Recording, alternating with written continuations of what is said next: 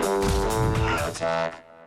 right, a handful of gaming journalists were the first to preview the Halo 3 beta over the weekend, and after all the hype, right now we're going to find out if you should still be excited about the release this Wednesday. So, hey, welcome back to the Army, Spartan.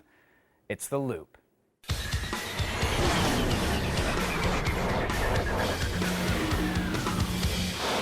My guest tonight from San Francisco, Gamespot.com's editorial director, Jeff Gertsman, is here, and editor-in-chief for Electronic Gaming Monthly, Dan Shu. Gentlemen, welcome to The Loop.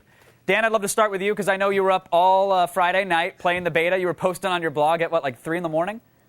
Yeah, I just couldn't sleep. I was pretty excited about the game, and so I stayed up a lot later than I should have. Sure. I read your bullet point thoughts, but I still don't quite know. Like, are you in love with this game yet? How is it, really?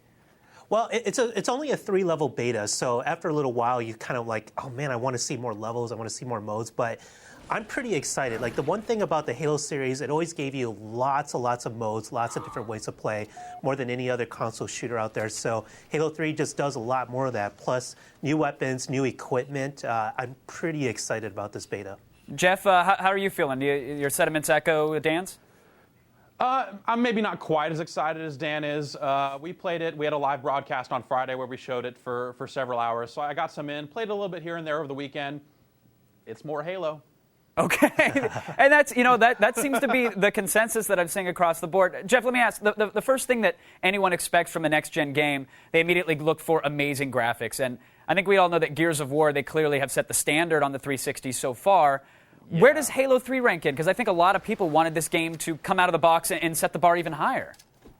Well, keep in mind, the game's not finished yet, so who knows what they could do between now and release. But really, it looks better than Halo 2, but it's not that Gears of War level of like, oh my God, look at this game.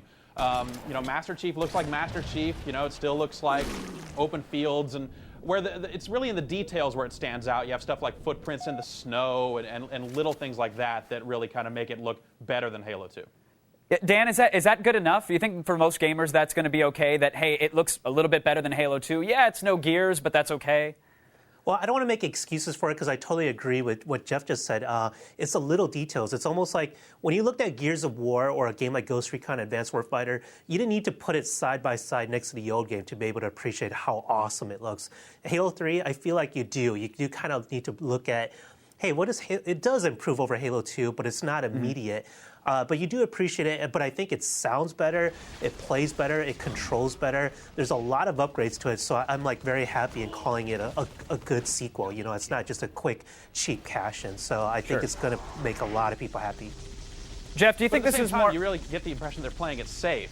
They really are kind of playing it safe by saying, well, we got all this set in stone with Halo 2, and now it's this big, huge phenomenon online, people winning money playing it, so they can't really make dramatic changes to the online without alienating that whole fan base. So it really feels like they did kind of play it safe, and that's, I think some people that aren't playing Halo 2 every day might be disappointed by that. Well, I don't know. I think I don't necessarily agree because now they have the new equipment. That adds a lot of different gameplay elements. Like you could have a personal grab lift that you could use to boost yourself up to new areas you couldn't access before, or a bubble shield and the shield doors. Like these little things changed up the gameplay a lot.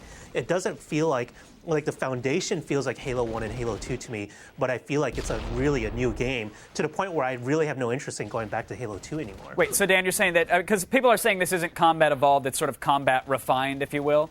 These add-ons, this new gear, is it anything more that we'd expect from an add-on to a game, or does this make it really an entirely new game? Because it seems to me, again, in limited experience, that this is something that a team of modders could have done perhaps to Halo 2. Oh, yeah. I wouldn't call it a brand new game. It still is Halo. Like, if you're good at Halo 1 or Halo 2, you're going to be good at this game already. It's quite familiar, but I do feel like the new additions change it up enough that I feel like I'm playing a true sequel, And I do love with that said, I do love the new additions. They're awesome. Jeff, for me, Halo was always defined by those moments of, like, holy crap, I just blasted a warthog out of the earth with a rocket launcher. Is the new gear going to give us moments like that?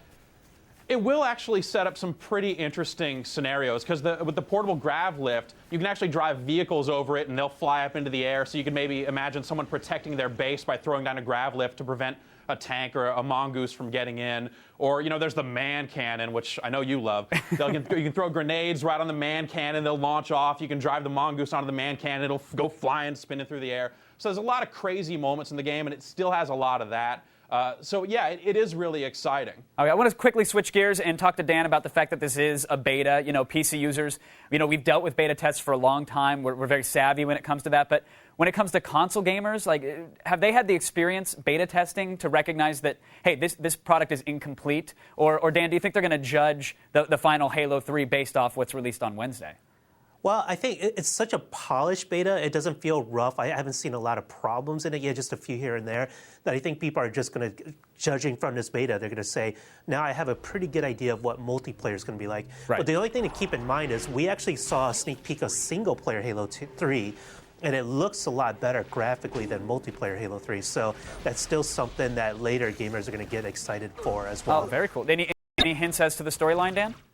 Oh, I have no idea at this point. I just seen a brief clip of it, and I know the graphics are definitely improved over multiplayer. Oh, that's good to know. So separate engine for the single-player game. It's sounding like maybe a slightly nerfed one for multiplayer, right? Yeah, I think it's the same engine, but I think they could add more effects and do a lot more because you don't have to worry about trying to run 16 games at the same time. Oh, sure. Okay, final word to Jeff here. Let's talk about the beta now. Misstep for Bungie, or is this going to send the hype through the roof? What's going to happen Wednesday night on forums across the net? It's going to do a bit of both. If you're looking for more Halo, then yeah, it's going to send the hype through the roof because that's precisely what it is. But if you are one of those players that played Halo 2 and went, okay, I'm maybe done with this, you might be a little disappointed. All right, I want to thank my guests, Jeff and Dan, for keeping us in the loop. Really appreciate it, guys. Look, I've had a chance to play the game for a little bit today. Admittedly, it was minutes, but it was enough to know that, hey, it's Halo. Which isn't a pro or a con at this point. It's just more of the same. Bungie, they haven't reinvented the wheel, but they did put some sweet chrome rims on it, with the ones that spin.